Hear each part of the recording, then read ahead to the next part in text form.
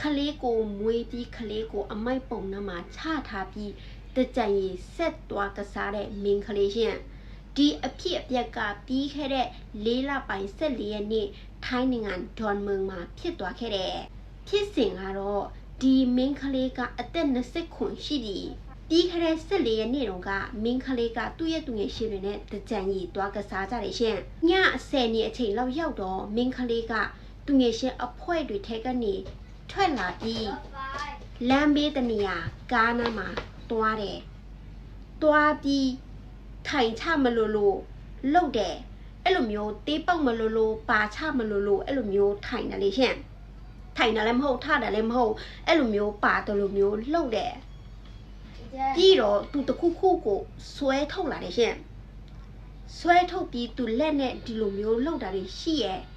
အဲ့ဒီနောက်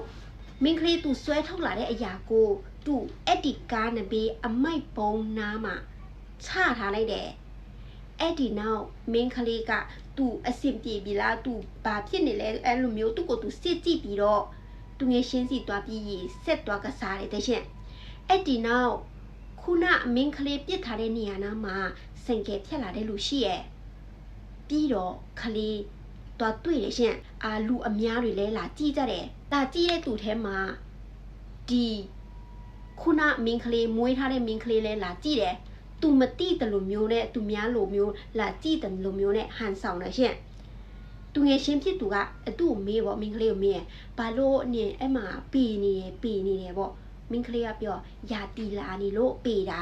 အဲ့လိုမျိုးပြောတယ်ဒါပေမဲ့မင်းကလေးရဲ့ရုပ်ကလုံးဝမကောင်းတော့အဲ့လိုမျိုးတွေးတယ်အများကြီးကြလို့ရှိရင်ကလေးမွေးပြီးဆိုတော့အဲ့မှာရှိတဲ့သူတွေလည်းကယ်ဆေးကိုဖုံးဆက်အကြောင်းကြားတယ်ကယ်ဆေးတွေလည်းရောက်လာတယ်ကယ်ဆေးတွေရောက်လာတဲ့အချိန်မှာတနအီကြာသွားပြီရှင့်ခုနမင်းကလေးခြံထားတဲ့အချိန်နဲ့ဆိုကယ်ဆေးတွေရောက်လာတဲ့အချိန်မှာကလေးကအသက်ရှင်နေတဲ့အသက်ရှူနေတဲ့ကယ်ဆေးတွေကလည်းကလေးကိုအဲ့လိုမျိုး CPR လုပ်ပေးရရှင့်ဒါပေမဲ့တော်လာ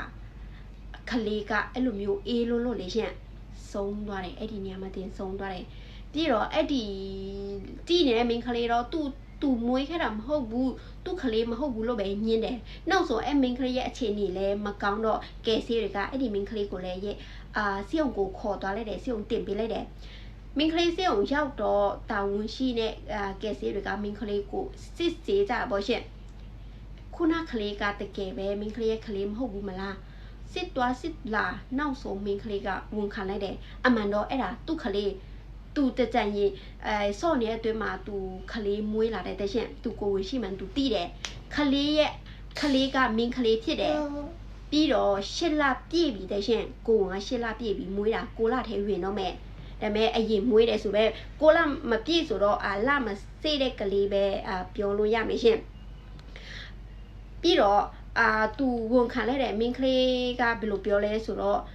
အမှန်တော့မင်းကလေးမှာကလေးနှစ်ယောက်ရှိဘူးပြီအရင်နှစ်ယောက်ခါကျတော့အမတစ်ယောက်လဲအဖေတစ်ယောက်နောက်ဒုတိယတစ်ယောက်လဲအဖေတစ်ယောက်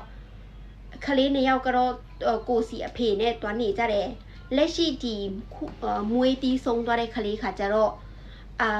ကလေးအဖေကပဲသူမလဲမသိဘူးလေရှင်ဘသူနဲ့တွားရလာတဲ့ကလေးမလဲမသိပြောရရင်လူတကာနဲ့လိုက်ရှုပ်လိုက်အိတ်တယ်အဲ့လိုမျိုးမင်းကလေးဘာလုပ်တယ်ဆိုတော့မင်းကလေးကဘာလုပ်မှမလုပ်ဘူးတဲ့ရှင်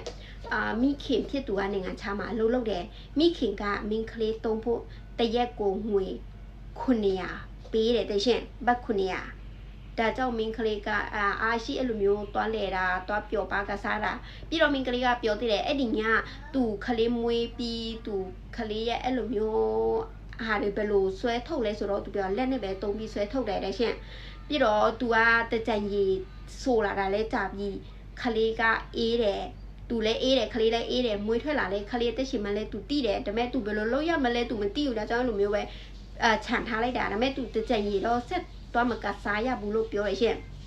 အဲ့ဆိုကလေးကမွေးလာဒီအဲ့လိုမျိုးအနှွေးဓာတ်တွေမရှိလို့ကလေးကဆုံးသွားတာရှင်အဲ့လိုအဲ့နေရာမှာတနအီကြာနေရဲဆိုတော့ကလေးတနာပါတယ်ရှင်ရှိမှလည်းတိတယ်ကလေးလည်းနှစ်ခါမွေးဖူးပြီးပြီးတော့ကလေးမွေးတာလွယ်လိုက်တာနော်ရှင်မွေးဘူးပရတ်နဲ့အဲ့လိုမျိုးတွားပေါက်တယ်လို့တွားပါတယ်လို့နဲ့ကလေးကကြလာပြီးအဲ့လိုမျိုးမင်းကလေးကရဲစီကိုတွားပြီးအကုန်လုံးပြောပြလိုက်တယ်ရှင်ပြီးတော့သူ့အပြစ်သူအကုန်လုံးဝန်ခံလိုက်တယ်